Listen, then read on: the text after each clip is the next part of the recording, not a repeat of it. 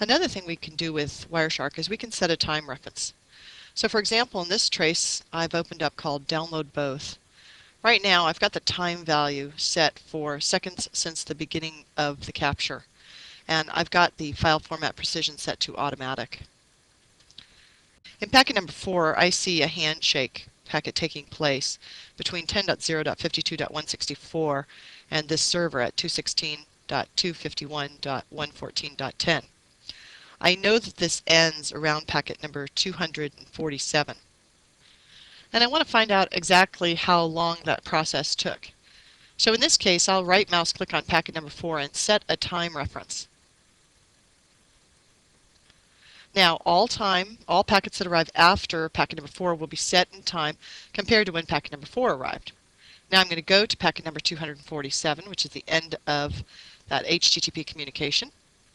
And now I can see that this packet arrived 11.448561 seconds later.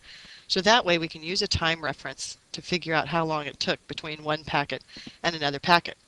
Another nice thing we can do if we set time references through the trace is that we can use the edit feature to find a time reference that occurred earlier or later in a trace. So we can go back to the previous time reference very easily this way. Now the last function that we can use time for is if we set the time display format to give us the date and time of day, or just standard time of day here, and that's going to be based on what your system is set for. So make sure that if you travel with WireShark that you just change your time zone setting. You shouldn't have to go and change your time setting, just go and change your time zone. If I select this first option, it will now show the date and time values in this trace file. So this trace file was taken at on November 2nd, 2005 at 6:58 p.m. and 12 minutes. The timestamp column is extremely important and extremely valuable in WireShark when we're doing any sort of troubleshooting in particular, or maybe even we're working with security and we're seeing a really very busy scan on the network. By default, the time column will sit next to the number column, and the default setting is to show us when the packets arrived compared to the first packet in the capture. So the first packet in the capture will show up with a timestamp of 0, and then every other packet that arrives, once it's completely arrived, it will be timestamped by WinPCAP in the WireShark for Windows version, and then that will be passed up to WireShark. WireShark will figure out what the exact time is, such as the date and the time, based on the time value that's piped up from January 1st, 1970, the number of nanoseconds since midnight, and that's the format that it keeps it in the trace file. Now you need to know that the operating system kernel is what passes that timestamp value off to WinPCAP, which in turn hands it over to WireShark. Again, that default setting is going to show us when each one of these packets arrived compared to the first packet in the trace file. So if we go to the end of the trace file, we can see that this trace file is 40.838548 seconds long. That default timestamp value may be fine if you're working with something like this where I have a web browsing session going on, and I can see that about almost 2 seconds into the trace is when initial handshake packet went out, and I can go all the way to the end of the trace and I can see about 31.78 seconds into the trace is when it finished up. So we can subtract those 2 seconds and say that that process took about 29 seconds to load that page and do whatever other function I was doing. We do have some options that we can change right here, even if we're just using the default time column settings. If you select View, Time Display Format, you'll see that we have various different time stamping formats that we can use, but we also have the ability of saying to WireShark that we want it to use file format precision. That means look at the file format, look at the type of trace file that I'm opening here, and figure out, does it go down into the microseconds or does it go down into the nanoseconds? If we're not sure when we open up a trace file, we can go ahead and force it to go to nanoseconds.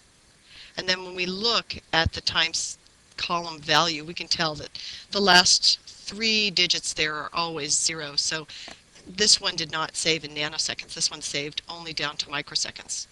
So if we go back to view, we can go to time display format and force it to show us all the time down to microseconds.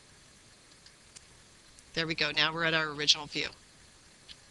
If we just want to get a general idea and we're trying to save real estate on the screen or something like that, we can always go in and even shorten that further. Go to time display format, and then we can say we just want to go to milliseconds, and that'll shorten it down even more. But if you want to, you really probably want to keep it associated with the file format. So it's automatic. It will figure out how precise the time value will be, and it will only show you the precision down to the level that it starts seeing all the zeros at the end.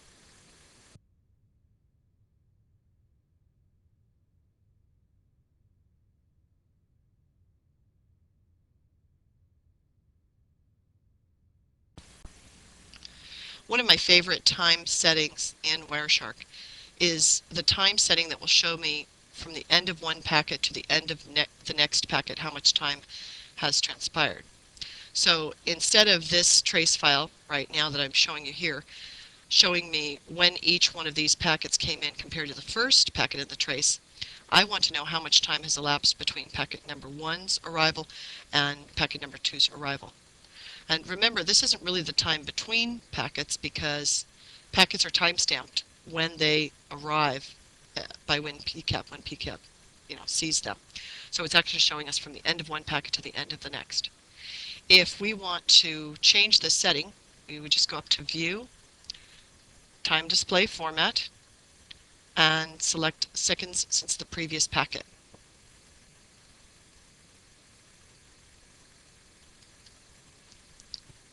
So now the timestamp has changed. So we can see that the first packet's still in the trace. When we use this new timestamp, the first packet in there will be marked as 0. And then the second packet arrived 6.013555 seconds later. And look at the amount of time between packet number 2 and packet number 3. 305 seconds went by. And then 6 seconds after that packet, another packet went out, and then 305 seconds. Whenever you see this kind of time stamping where it's very deliberate and there seems to be a pattern to it, you've got to realize that there's something in the protocol or something in the application that's triggering those retransmissions at a certain time or that specific transmission at that particular time. It's just very unusual that things would happen in such a definite pattern. It just really doesn't happen in networking. Networking traffic is so bursty typically. I want to show you an example of how we can use the time value from the end of one packet to the end of the next when we're looking at traces that have to do with security. I'm going to open up a trace file called port scan. First of all, the colorization in here is just absolutely awful, so I'm going to get rid of the colorization for a moment. Now here we can see packets going out from 10.1.0.2 going out to 10.1.0.1. It's a handshake packet, and then the response comes back as a reset, which means no, I'm sorry, I don't support that port number. Then we see another scan go out to port number 2, and a reset comes back saying no, I don't support that. Now, looking at this time value setting right now, it's showing us from the end of one packet to the end of the next. It saves that setting, and as you open up additional trace files, it'll save the last time setting that you had. So in here I can see that the time between when the first packet arrived and the second packet arrived is 290 microseconds. That's 290 millionths of a second. If we look at when the next scan went out, we can see that was about 6.5 milliseconds, or 6.5 thousandths of a second later. And as we kind of look through these scans, we can see they're approximately every 5 milliseconds they seem to be going out on the cabling system. Now, if I had left the time display format at the previous setting, seconds since the beginning of the capture, and I were to scroll through this trace file to look at these scans, all of a sudden something changes in these scans. Suddenly we don't see any more resets coming back. Here are the last resets that we saw being sent back, and then all of a sudden we see the scans coming along. And we might not notice what's truly changed other than the pattern of the ports, the destination ports. But if we go over to the time column setting here and we change it so that it shows us the time from the end of one packet to the end of the next, it becomes clear what's changed. Now here I'm up at the beginning of this trace file. Bring this window down a bit. I'm at the beginning of the trace file and we were looking at these packets and the scans seem to be going out about every 5 milliseconds. And then all of a sudden we have a 0.7 second delay, almost a 0.7 second delay, and now we can see quite a difference in the time value between each one of these packets. This packet went out 19 millionths of a second after packet number 28. And this packet was seen 17 millionths of a second after packet number 29. So the rate at which this scan is going on the cabling system is just phenomenally faster than the previous scans that were going out about every 5 milliseconds or so. So the time column can tell us a real story. This is my favorite time column setting, and in fact it's my default time column setting, no matter whether I'm doing troubleshooting or I'm doing security work using WireShark.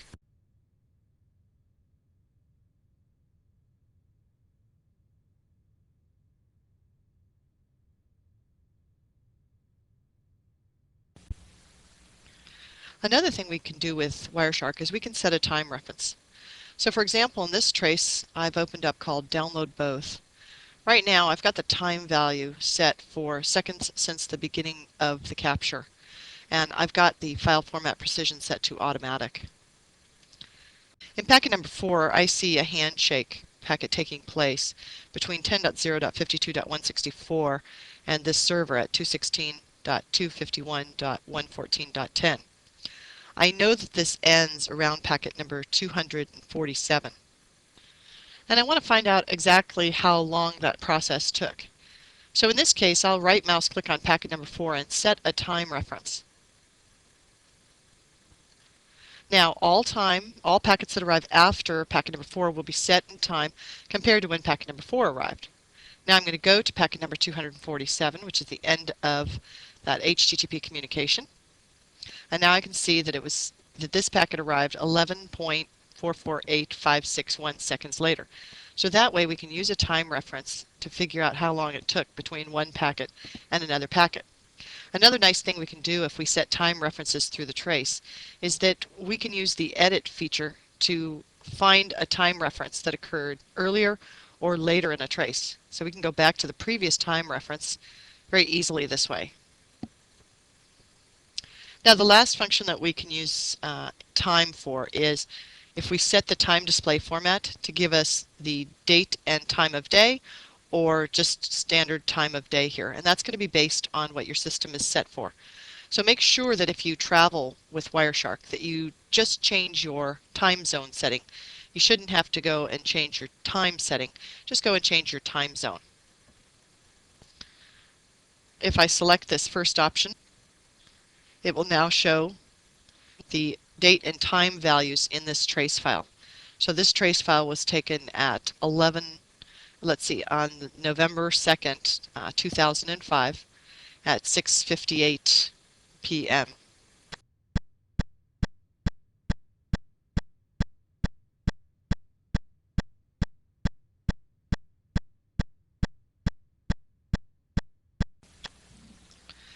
So here's an example of how you might use the time column to help you as you go through a trace file and you're troubleshooting slow network performance. This is an example of a trace taken from a system that was experiencing some sluggish behavior, just poor performance. And as we grab the trace, we look at it and we can see that there's some black backgrounds here on some of the packets, which typically mean that some sort of a problem perhaps or an error. In this case, we have some ICMP destination unreachable, port unreachable messages going on. We'll scroll through the trace, and around packet number 20, we suddenly see a request for desktop.ini. We see a response saying no matching files or directories were found.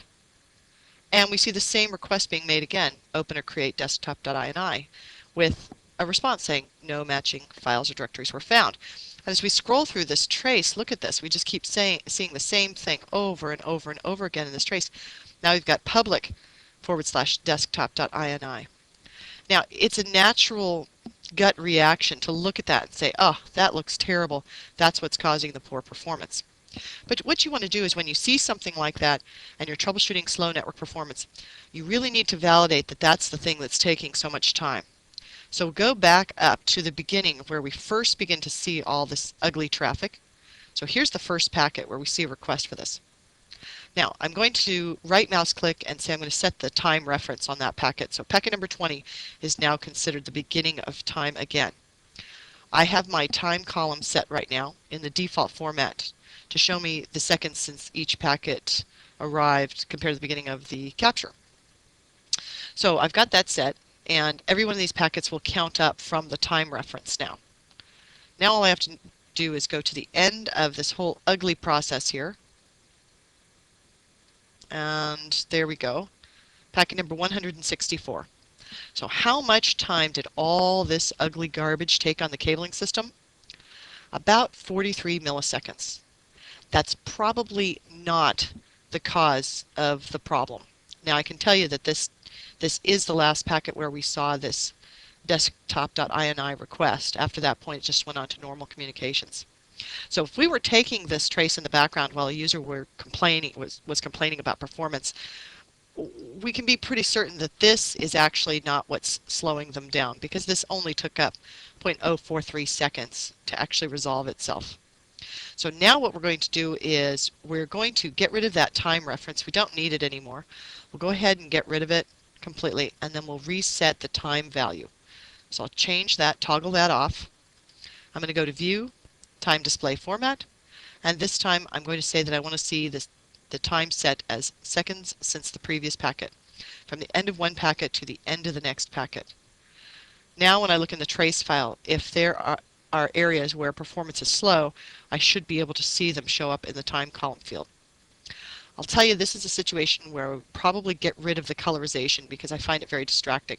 So I'm going to turn off colorization, and I'm at the beginning of the trace file, and I'm looking for any large gaps in time that show up here in the time column.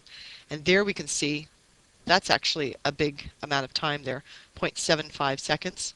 Right here we've got a 1.5 second delay and another 1.5 second delay. And remember, when you see the time so close, you've got to figure that it's most likely a human involved that set some sort of a timing mechanism.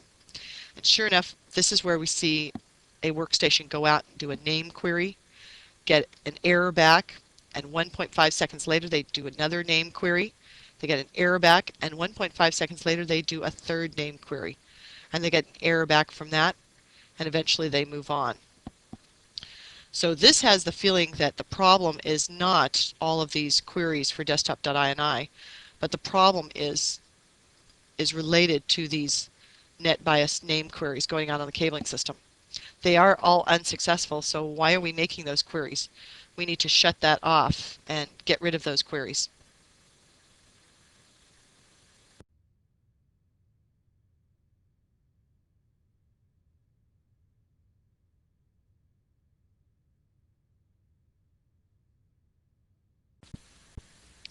Now let's take a look at the summary information that you can gather. And you can gather summary information while you're capturing. So I'll begin a capture running in the background, and now I'll go to Statistics and Summary. But this is just a snapshot of the traffic that I was looking at that moment. You'll see that it's not automatically updating. So if I want to see the current information at any point while I'm capturing, I have to go back to Statistics and Summary to see the information at that point. In the summary information, we can see things such as the temporary file where this is being kept, and the length of the file, as well as the format, the packet size limit. We can see when the first packet arrived, when the last packet arrived, and the total elapsed time. Again, remember, this is just a snapshot, so if I want to see the latest information, I have to go back to Statistics and Summary. So here we go. Now I'm looking at the capture interface. Tells me what interface I was using when I captured this. Drop packets unknown. Well, I'll tell you, we're not seeing any dropped packets yet. If we were seeing drop packets, we would be able to tell because down on the status bar, we would have the word drops, colon, and then a number there. Capture filter, I'm not using any capture filter at all at this point, and there's no display filter at this point. I have no marked packets. And then we have the basic traffic information, such as the time between the first and the last packet in the trace, the total number of packets. That was, again, just at the time I took that snapshot. The average packets per second rate, the average packet size. Ooh, look at that little itty bitty stinking packets. And I'll tell you that's because the majority of these packets in the background are ARP packets. Then we've also got the total number of bytes in that trace, the average bytes per second rate, and the average megabits per second rate. Now I'll go ahead and stop this trace from running. There we go. And I'll apply a filter. Now the filter I'm going to apply will separate out the DHCP traffic. But remember, you can't use DHCP as a filter in WireShark. You have to put in bootp, and that will cover both bootp and DHCP. So now I've applied a bootp filter on here. Now when I go up to Statistics Summary, when I look at the packet information, the traffic information at the bottom, I'll see not only the captured information, but I'll also see the displayed information based on the display filter that I set. So here you can see the filter that I set was a bootp filter, and between the first and the last packet of the filtered set, there was 131 seconds. Total number of packets that are DHCP packets are 41. The average packets per second rate, 0.313. The average packet size, the bytes used for DHCP traffic, average bytes per second, and then the average megabits per second. Now this is really nice when you're comparing apples to apples or oranges to oranges. For example, if I'm comparing a fast download to a slow download, sometimes the summary information can really tell me what's going on by just pulling up the summary of the two trace files side by side and comparing them. The first thing I'll do is I'll close down the summary window, and then I'm going to close out that capture file without saving it. I just want to get rid of that filter right there. Remember, the filters stay with you as you open up additional trace files, and that can be really a hassle. When you open a trace file and you don't see anything, then you don't realize, you look up and you find that you have a filter there. Remember, those display filters are going to be covered fully in section number 8 as well. So I'll clear that out. Now I'm going to open up a trace file. I'm going to open up one called Download Good. Now, this is when somebody was downloading this OpenOffice application from a server, and in this trace file they were happy with the performance. But another time when they downloaded it and we grabbed a trace file, they were not happy with the performance. And we want to compare the two downloads and see what we can learn about the two of them, what might have happened with the poor download process. So now I'm going to toggle over to another instance of WireShark. Now in this instance, I'm going to leave colorization on just so we can tell the difference between the two instances as we toggle back and forth. And here I'll open up Download Bad. And here we go. So we can see the handshake process, and then we can see the request to open up the trace file. The first thing I'm going to do is I'm going to look at the summary statistics for Download Bad to see how it looks. And here we go. Now there's no filter applied to this, so I'm just looking at the actual download process of that file. And the time between the first and the last packet, 125 seconds. Total number of packets are 7,195 packets, and I should let you know that the user actually aborted the download because they just said they couldn't stand it anymore. And I can understand 125 seconds just for the download process is absolutely ridiculous. Even though that is a pretty big file, that's still crazy. Average packets per second average packets per second is 57 packets per second, and that is not very good. The average packet size of 773 bytes. Now, a lot of that may be affected by the number of ACKs that go across the wire. When you're using something that runs over TCP communications, using some sort of a transfer protocol or application that sits on top of TCP, you're going to have a lot of these little tiny ACK packets on the wire. Number of bytes transferred, there we go. The average bytes per second is 44,497 bytes per second. The average megabits per second, 0.356. Now at this point you may want to pause the video so that you can just write down a little bit of this information, because we're going to toggle over to the good download and compare those two in just a moment here. And so I'm going to go ahead and close this window down, and I'm going to go over to the good download. Now you can tell we're on the good download because we've got the name of the trace file up there in the title bar, and I also turned off the colorization in this instance of WireShark. Now I'll look at the summary information over here and we can compare the two. All right, now at this point we have a download and it's 23 seconds, a little over 23 seconds between the first and the last packet. So I would say yes, this is a lot better download. And we had, in that download process, we had 9,354 packets because the user didn't abort the download process. The average packets per second rate is 402, almost 403 packets per second, whereas in the other trace, the average packets per second rate was 57.539. What a difference. This is 8 times faster right now. The average packet size in this trace is 754 bytes, whereas in the other one it was 773 bytes. Not a tremendous difference.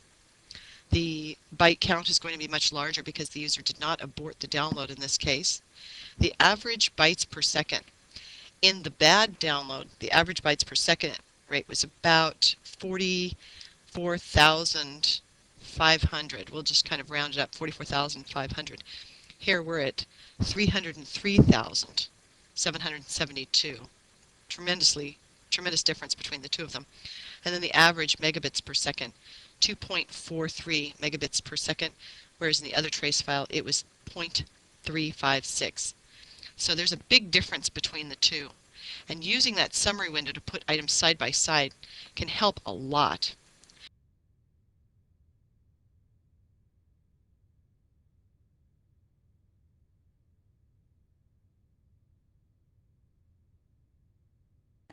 Now it's time to test yourself using time. These steps are listed in Appendix A, WireShark Lab Exercises. In step number 1, I want you to open up the trace file called http://slow-filexfer.pcap. Set the time display format to the seconds since the previous packet. As you look through the trace, you're looking for delays in the packet transfer process. Is the client slowing down the transfer process?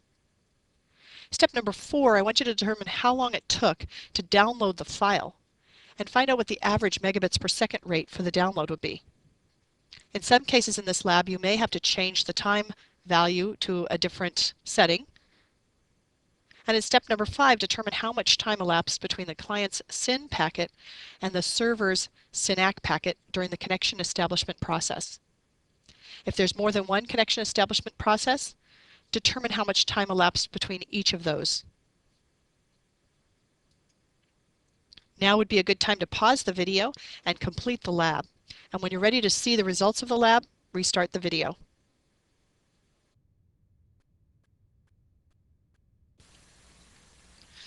Now in this lab exercise, we're using a combination of what we've learned using the time information that WireShark provides and also using the summary information that we can get through statistics. So the first thing we'll do is we'll open up the trace file, and the file is called http://slow-filexfer.pcap. I'm going to leave my colorization on here as I work in this trace file. The first thing you'll note is that the packet time values here, I've got it set for the default to show me when packets arrive compared to the first packet in the trace file. So I don't want that setting. Anytime you're troubleshooting slow performance, you want to make sure that you change that setting over to the seconds since the previous packet. So there we go. Now I'm going to just scroll through here very briefly to look for any sort of delays, and I can tell you that just even to see this sort of a delay right here, a 0.371 seconds between the SYN and the SYNAC packet, that's pretty substantial. But down here, we have a 1.449 second delay, almost a 1.5 second delay. Now you might want to take note that the client appears to be the 67.169.189.113, where the server is starting with the byte 65 in the first byte field. So when we see this delay, we want to see who is it that was so slow sending the packet. And it appears to be that the server was pretty sluggish on sending that packet back. And when we see another one, this is another one that seems like it's a bit sluggish here, but this one is from the client, coming from our client out to the server. We're looking for any more of those large delays. Now one way of doing this would be just to sort of scroll through and look for any large numbers. There's one right there, packet number 65. We can see a bit of a sluggish response, 1.6 seconds between packet number 64 and packet number 65. Now you can do it this way, or you can sort the time column. So I'm going to sort the time column, click on it twice so that the arrow is pointing up. Now the larger values in time will show up at the top. And here's one right there. Look at that, 3 seconds. In the middle of what should be an automated process that should come down very, very quickly and has no user interaction required. Once they said they wanted that file and then they hit enter, all of this should have happened in the background and should have been done very quickly. If we look at this setting right here, 3 seconds for this one, over a second and a half, almost a second and a half. All of this really starts to add up, so we can see that this is taking quite a bit of time. So now we want to know how long it took to download that entire file. So I'm going to go back to sorting that number column because I like to keep it in order. And I'll select Statistics, Summary. And in the summary information, it tells me the time between the first and the last packet in that trace is 75.829 seconds to download that trace file. To download that file. Total number of packets, 1,040. The average packets per second rate is only at 13.715. That's not very fast at all. The average megabits per second rate, 0.079. Really, really poor performance. Now I want to see how much time there is between the SYN and the SYNAC at the beginning of that trace. So there's the first packet in the trace.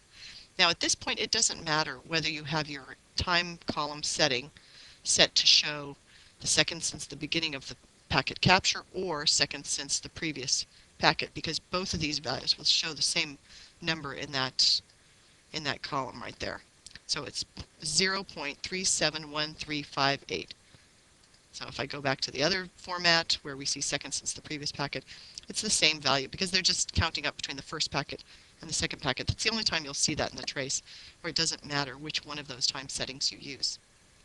So this is obviously, this trace file's got a lot of problems. And later in this course, in section 7, we will use the expert system to look a little further into this trace file and figure out what happened and why things are slow.